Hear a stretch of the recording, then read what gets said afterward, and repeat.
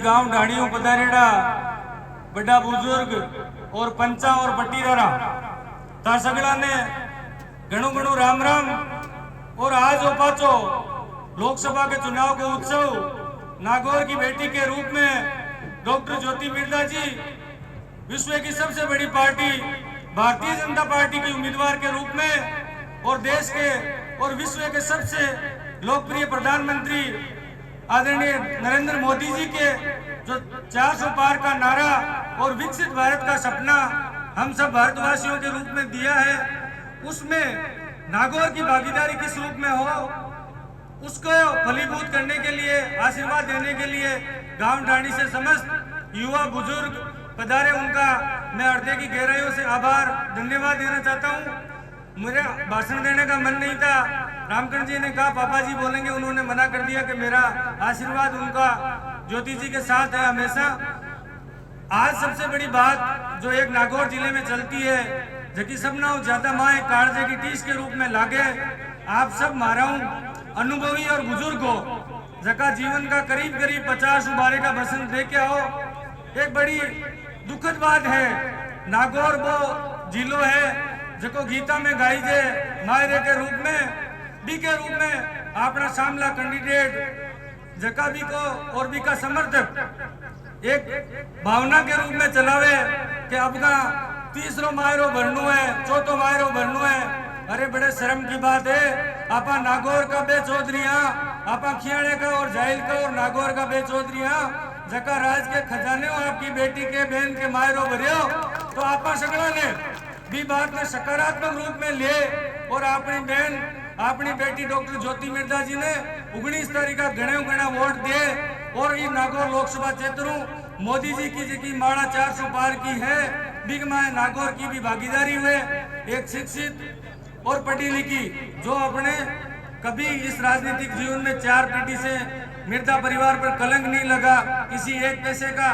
उस प्रकार की नेत्री हमारे बीच हमारी उम्मीदवार के रूप में आई है। जब जैसा रामकरण जी भाई साहब ने आपसे अपील किया वो आपा में लास्ट मौको है, आपने समाज को किसाना की आवाज मजबूती उस संसद में रखे,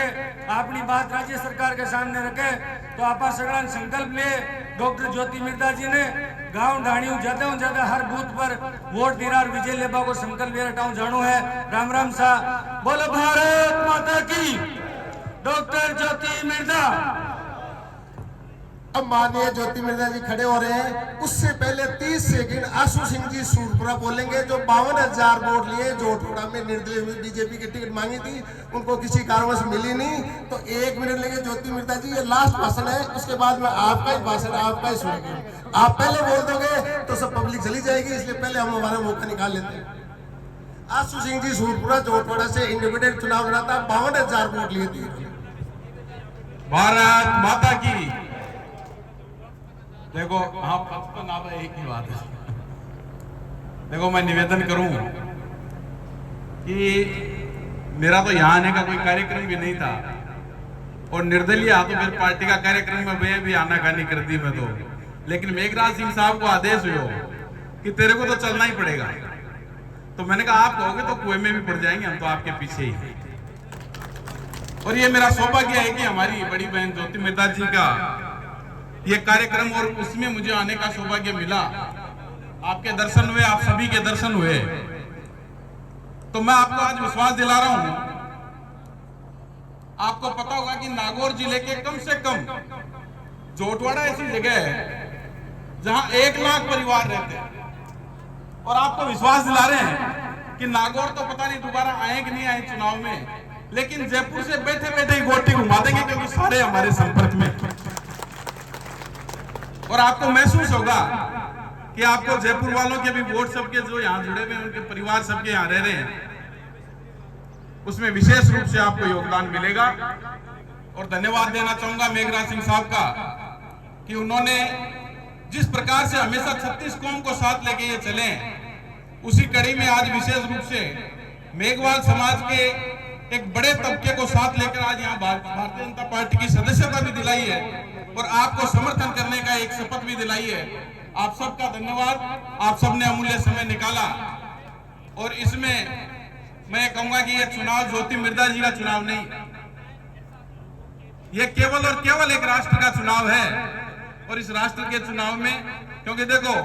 पंच का, सरपंच का, विधायक का ये चुनाव तो होते रहते हैं, लड़ते रहते हैं, चलते रहते हैं, लेकिन एक मात्र चुनाव ये है जो केवल राष्ट्र के लिए लड़ा जाता है।